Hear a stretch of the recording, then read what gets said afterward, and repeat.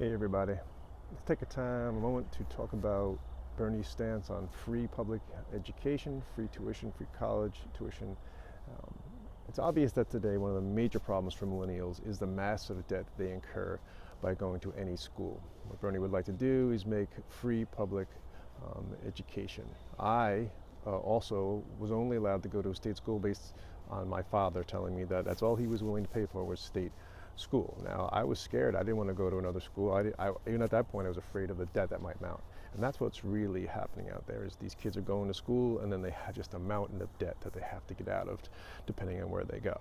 Now, what Hillary is proposing is that you go to school on discounted tuition and you work 10 hours a week. Now, I don't know what the minimum wage is on each from state to state. I don't know how 10 hours of work would help you, except maybe bring your grades down or make your burden of school harder.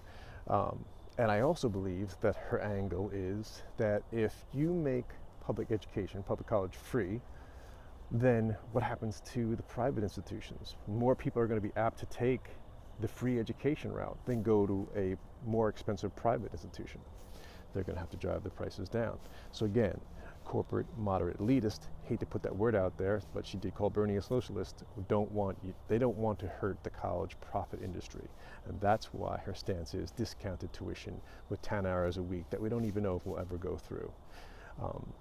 So these are things to think about. What is her angle? Where is she coming from? She went to a private school, her father paid for it. Does she really understand the needs of the poor, people who don't maybe have a single parent? Maybe they're afraid to go to college, maybe they're afraid about their debt, and Bernie is going to take this angst away by saying, look, we're going to offer you free public education. It's the most important issue for millennials. And I think this is one of the topics that really need to vet and figure out what her position is. And I think we know what it is. She's a corporate, moderate elitist. Sorry, everybody. Too harsh or the truth? You decide. Thanks. Peace.